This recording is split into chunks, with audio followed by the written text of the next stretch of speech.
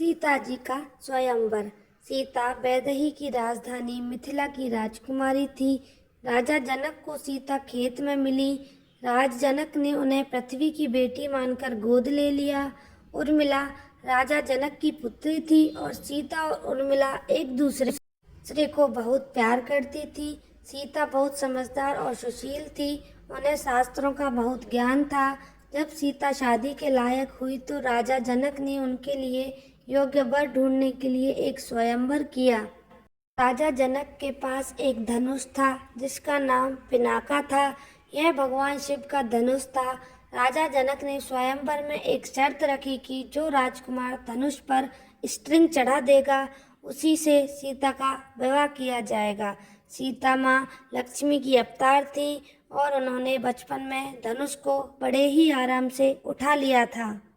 स्वयंवर में बहुत सारे राजाओं और राजकुमारों को बुलाया गया, लेकिन उनमें से कोई भी धनुष नहीं उठा पाया। अंत में राजकुमार राम ने धनुष उठाया ही नहीं बल्कि उस पर स्ट्रिंग चढ़ाते हुए उसके 2 टुकड़े कर दिए। सभा में बैठे सभी लोग आश्चर्यचकित थे और सोच रहे थे कि इतने छोटे से राजकुमार ने शिव धनुष कैसे उठा लिया।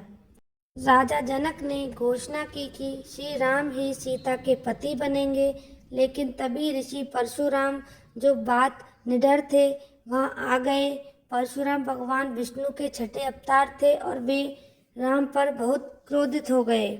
उन्होंने कहा कि जब तक राम मेरे धनुष को स्ट्रिंग नहीं करेंगे, राम का विवाह सीता से नहीं होगा। उनका धनुष विष्णु भगवान का धनुष था।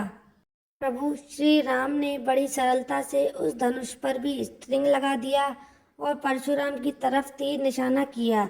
अब परशुराम डर गए और भगवान राम से माफ़ी मांगने लगे। श्री राम ने उन्हें माफ़ कर दिया और उन्हें जाने दिया। राजा जनक का एक छोटा भाई था जिसका नाम कुशाध्वज था। उसकी 2 बहुत सुंदर बेटियां थीं जिनका नाम मांडवी और श्रुतकीर्ति था।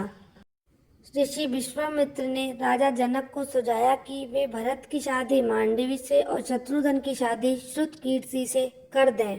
राजा दशरथ को निमंत्रण भेजा गया और राजा दशरथ अपनी 3 रानियों को लेकर मिथिला आए और एक ही समय में चारों भाइयों की चारों बहनों से धूमधाम से शादी की गई। राम की सीता से, लक्ष्मण की उर्मिला से, भरत की मांडवी से और शत्रुघ्न की श्रुतकीर्ति से शादी संपन्न हुई। यह कहानी छोटे बच्चों की कहानियों में से एक अच्छी कहानी है। अगर आपको इसी तरह की कहानियाँ सुननी है तो प्लीज़ मेरे चैनल को सब्सक्राइब करें और अपने बच्चों के ज्ञान को और भी आगे बढ़ाएं और मेरे चैनल को लाइक करें। मेरे वीडियो को ज़्यादा से ज़्यादा लोगों में शेयर करें।